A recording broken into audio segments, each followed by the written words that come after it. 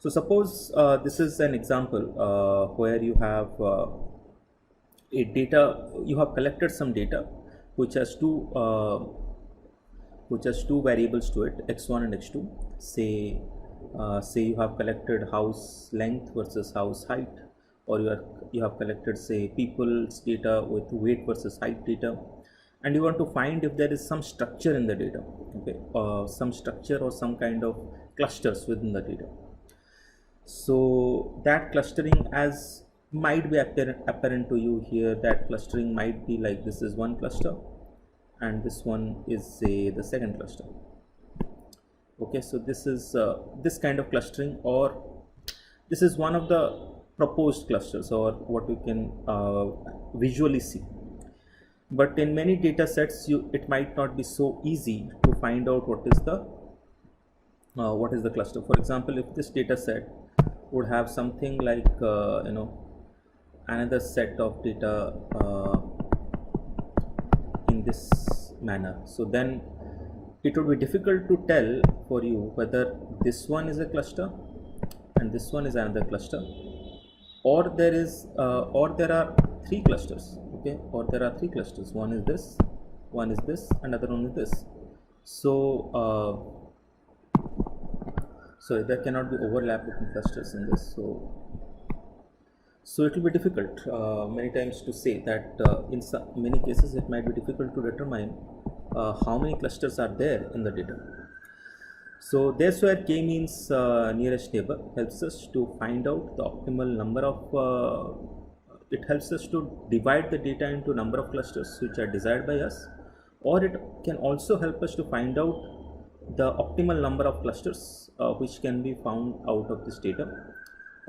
So we will be discussing this algorithm in this lecture.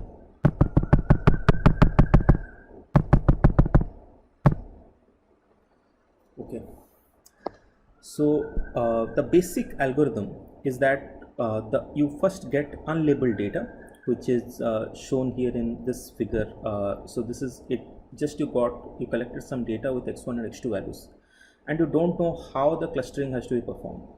So what the first step which you do is to randomly initialize. Suppose you first decide how many clusters do you think the data should be divided into. Okay, this clustering, how many clusters this is most in most cases it is determined by doing data visualization, by plotting the data and looking for like how many clusters are typically visible in the data, or very clearly visible in the data. If the number of clusters are not very clearly visible, then there are other methods which I will be discussing later in this lecture, in which the algorithm itself can try to determine how many clusters are there within the data. But let's from this data, it's pretty clear that maybe there are it's quite visible as if there are two clusters. Now, how do we determine which data point in this belong to which cluster? Okay, and so in this, first we initialize two cluster centers. Okay, so we randomly initialize two cluster centers. Okay, so suppose this is one cluster center and this is the second cluster center. We don't know where the actual cluster centers are. We randomly initialize two cluster centers, and after that, because here we think there are two clusters. Okay, if there are k clusters, then you randomly initialize k different cluster centers. Okay, to make it simple to understand, I am first initializing two cluster centers. Once you initialize the two initial cluster centers, after that you can go through the data points one by one, okay, and look at, for example, if I go to this data point, I'll first find out which cluster center is this data point closer to.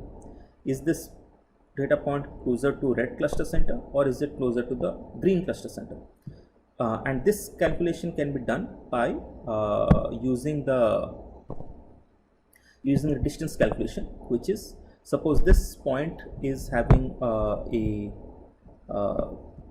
this point is marked as x11, x12, okay. So these are the these are the coordinates of this point, and suppose the cluster center 1 is this is cluster center, suppose we mark it as x 1 c1 x2 c2, something like this. So this is the cluster center. So then the distance from the cluster center to the point can be calculated as x1 1 minus x1 c1 square plus x2 1 minus x2 c2 square. Okay, so this is the distance between this point and this cluster center. Similarly, you can find the distance from this point and this cluster center. So suppose this is d1 and this is d2, and here clearly d2 is smaller than d1, so we assign this point to the green cluster. Okay, similarly you go through every point and then you assign each point to the corresponding closest cluster center. Okay, so these all points probably would go to this cluster center.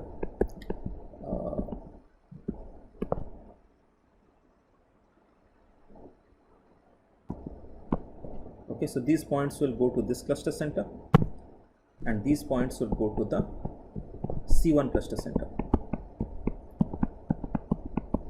Okay, and this is your C2 cluster center.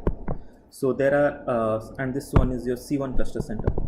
So red points are assigned to the C1 cluster center and green points are assigned to the C2 cluster center. Once you have done the initial clustering by the initial random initialization of C1 and C2, then you do the centroid. In the next step, you do the centroid correction. Now that you have initial estimate of which points are determine which points are belonging to a certain cluster center, you move the cluster center to the average, to the center of the red point clouds. Okay, so this red point, this C1 cluster center, will now be moved to the center, okay, to the centroid of all these red points. Okay, so basically you want to find the centroid of all these points, which will be mean of all the x1 and all the x2 of all these points, and then that will be the new cluster center. So this cluster center will move somewhere, maybe to this point. Okay, this will be the next move, and then C2 will similarly be moved to the cluster center of the green points. Okay, all these green points, we can calculate what is the center of what is the new centroid of all these green points. How do you find centroids of all the green points? So what you do is, suppose the points are x1 1 and x2, suppose this is xg1 1. Sorry, suppose the points are x1 g1 and x2 g2. This is one point for this, say. Then for the next one, it is say x1 g2 x2 g2. Next point, x1 g3 x3 x2 g3, like this. Okay, so suppose you cover all the green points like this, then the centroid for this green cloud of points can be found as the mean of all these points, all these x1 g1 some mean of, it is 1 by n. Suppose there are n green points, then x1 gi summation over I. Okay, so this will be the first, this will be the x1 axis, and this one will be the y1 axis, x2 gi. Okay, so this will be the So this will be the x1 axis and this will be the x2 axis of the new centroid C2. Okay, so the C2 will now be moved to the new centroid, which is found by using this formula. Okay, so once you move the centroid, after that you repeat the process again. Okay, you repeat the process again. That means now you will you go through every point again. Okay, so let's say you start looking for every point again. You start looking at say this point. Okay, so this point will still belong to the red cluster because it is close to that. There are now suppose we look at this point. Okay, this point is now belonging to the red cluster because it's closer to red. Okay, and it will no more be associated with the green one. Similarly, this will go to red, this will go to red, this will go to red, this will go to red, this will go to red, this will go to red, and these will of course go to green because these are closer to green. This might come to green now because this was earlier red, so it might come to green now.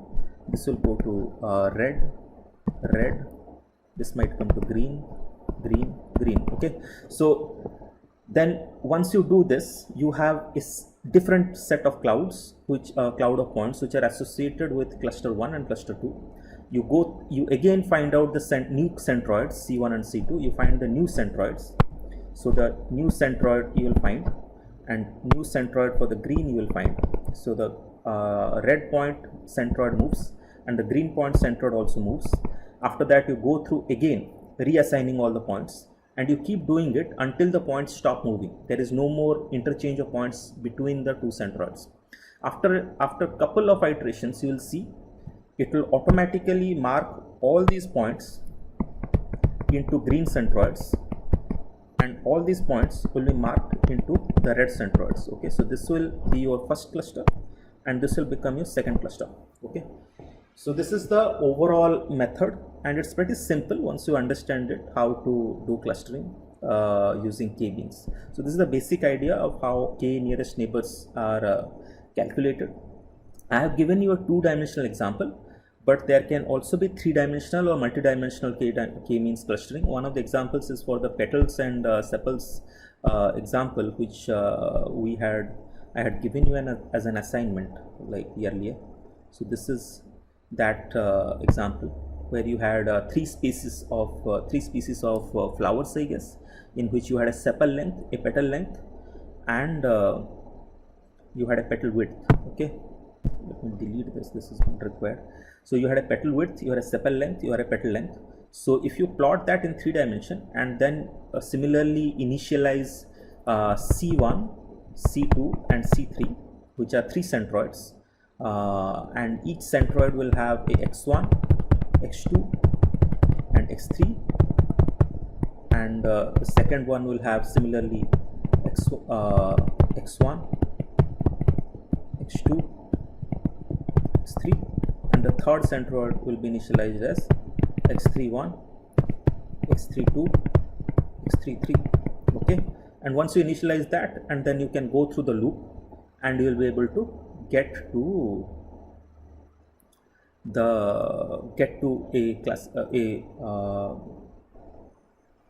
a k nearest neighbor clustering. Okay, so even though initially there were no labels, even though no labels are provided in this, it automatically, this algorithm can look through the data and find out certain patterns in the data. So that's the power of the k nearest neighbors algorithm. So another method, now the initialization of this algorithm, the way I told was, you initialize this algorithm can lead to different clusters based on the initialization which you do. That depends on, suppose you have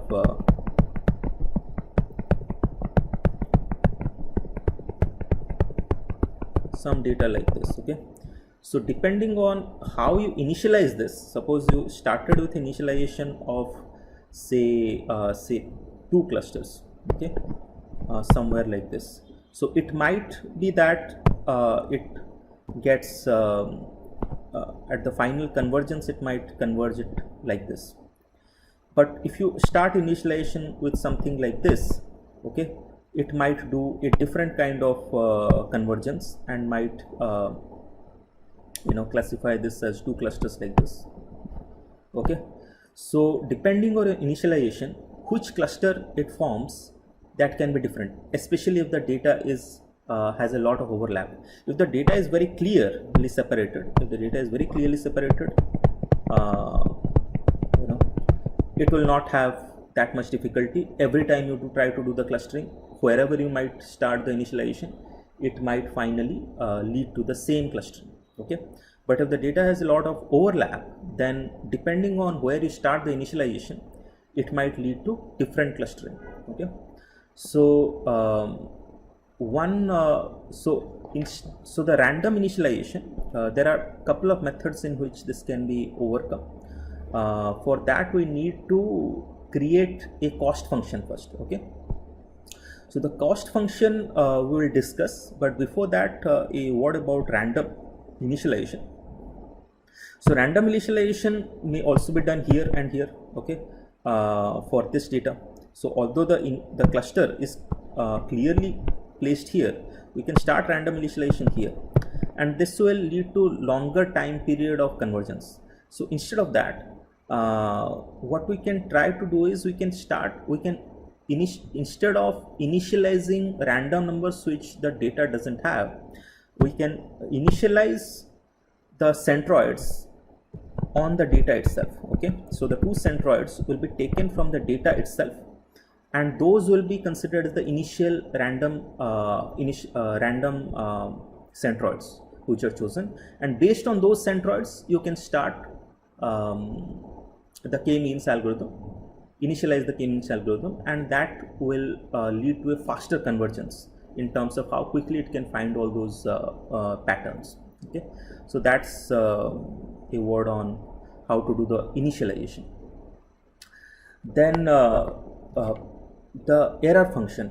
So in the earlier algorithms, we have seen there was a error function in all our machine learning algorithms, which helped us to decide one model versus the other, or even within the model how the model is improving its performance with respect to number of iterations. But in k-means algorithm, it appears like there is no such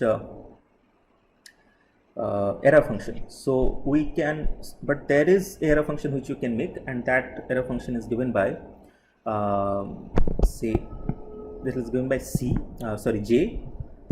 centroid index C1, C2 dot up to Cm. Suppose there are m centroids. This is a suppose there are m centroids, or there should be k centroids in this, I believe. So the k centroids, and then there is mean of, we have mu1, mu2 dot to mu k, and this is given by 1 by m summation I is equal to 1 to m the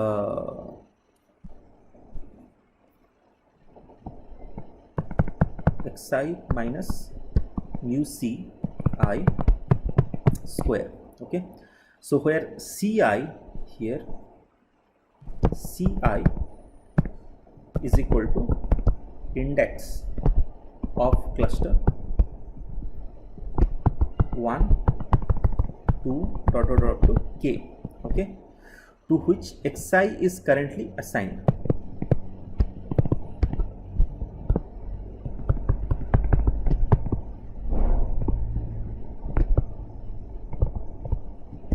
Okay, so what do I mean by this? I will come back to this and will explain it. Let me complete the equation. Mu k is the cluster centroid, of the cluster centroid k, where mu k belongs to real numbers, and mu c is mu ci is equal to cluster centroid of cluster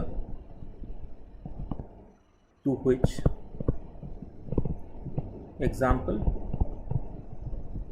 xi has been assigned.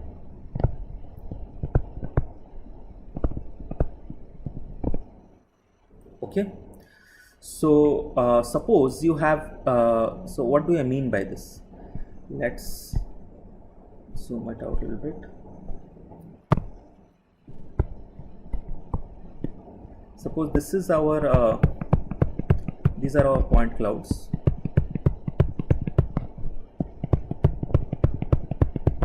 Okay, now here there are 3 centroids, okay, in this data, and so the index, so this is so we have say 3 clouds in this, 3 clusters in this.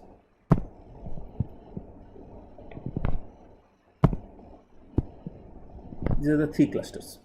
Now these 3 clusters have indexes. So this is index, this is C1 which is equal to 1, C2 which is equal to 2, C3 is equal to 3. So this is the index of the cluster, and then mu k is the mu1, mu2, mu3 are the 3 cluster centroids. So this is mu1, this is mu2, and this is mu3. Okay, so these are 3 centroids of the 3 clusters.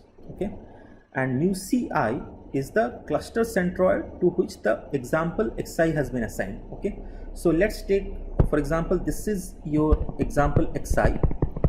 Okay, so we are looking at how far is example xi from the cluster centroid mu y. Okay, so xi, how far it is from the cluster centroid mu y. Okay, and we do it for all the examples. Okay, all the examples within this cluster are subtracted from the centroid of that cluster. All the examples of this cluster are subtracted from the centroid of this cluster.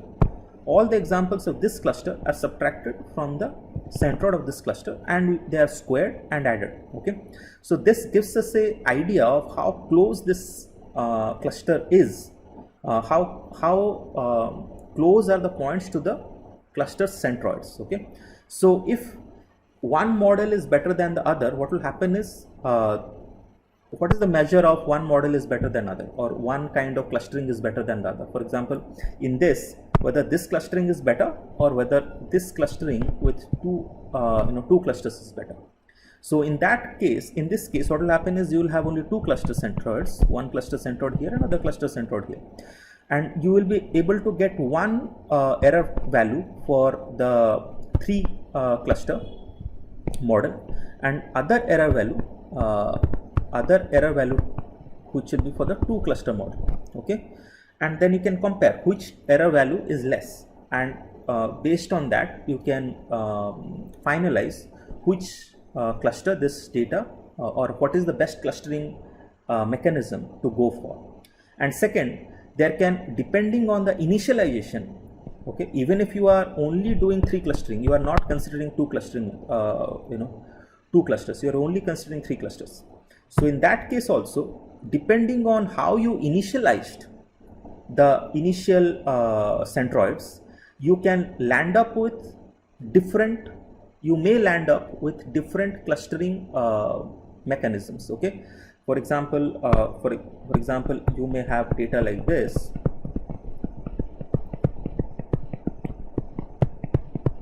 So depending on how you initialized, suppose you are looking for 2 clusters, you might land up with, say, this as one cluster, this as the second cluster, or you might land up with say this as one cluster and this as the second cluster. Okay, so depending on how you initialized now, or what was the random initialization which was done. So what you can do is you can randomly initialize the data multiple times, do the clustering multiple times. For every different random initialization, you calculate what is the, you calculate the error function, you calculate this error function, for every random initialization. Okay, do it multiple times, and you find out for what random, for which random initialization. Say you do 100 times the same classification or same clustering, you do 100 times. You find out for which iteration there was the minimum error, and you take that as your final clustering. Okay. So most common way, as I have told, of fixing the value of k, that is how many clusters are the best suited, is by data visualization. But intuitively, many times that can be challenging. For example, suppose this is the weight and this is the height of people, and suppose these are the so this is the distribution of weight and height of people, say. Okay, and you are say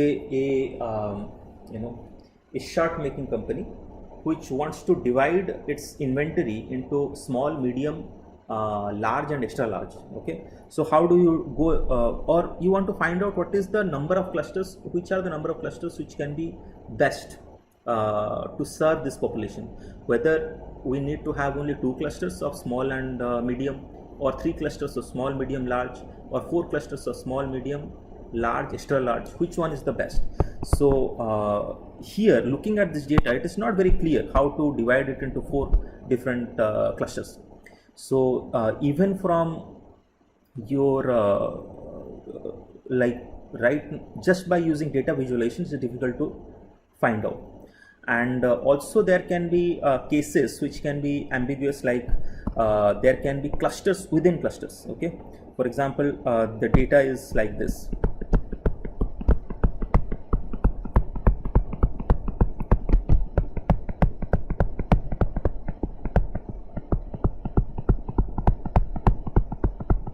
Okay, so the data is like this. So whether it's best to cluster it as 2 clusters like this, or there are actually clusters within clusters. So whether these are the 4 clusters. Okay, so which one is the best way to go for? Okay, whether 2 clusters or 4 clusters. In this case, we use what is called as we employ what is called as the elbow method. Okay, in this we plot the error function j with respect to k. K is the number of clusters. K is the number of clusters. So you start with a number of clusters equal to 1, 2, 3, 4, 5, like this you can go. And then for every cluster which you have determined or which you are trying to find the number of clusters, you determine the best error or the minimum error that you can get for that cluster by using different kinds of random initialization, and you plot the error curve. So first, for example, for one cluster you have this much error, second cluster error comes down, third cluster error comes down, after that fourth cluster say error comes down, fifth cluster suppose there is no more error doesn't come out after that. So this is a elbow like structure which you get. So error comes down until a particular cluster number, and after that it stabilizes. So this is the elbow point. And so that means for this data, 4 clusters is the most optimal choice. Okay, and this is one of the way which works in many cases, but it may not work also in many some cases. And in those cases, the error curve might look like this. In those cases, if the error curve just looks like this, it is difficult and there is no defined elbow, then this method will fail in that case, and then you might have to do some kind of intuitive guess, or might have to settle for one particular clustering dimension. Or what I mean here is, it might not be an elbow type, it might be just a curve like this. Okay, it's not that it is going down infinitely, it's like this. Okay, there is no defined elbow, so you might have to choose one of the clusters among these depending on what is your business requirement or what is it defined constraints. For example, your inventory, you can only produce, you would like to produce the least number of different varieties rather than max number of different varieties of t-shirts. So this is the basic idea of how k-means nearest neighbor works, and this is a classic algorithm for unsupervised learning. So this is it. Thank you for listening. Bye.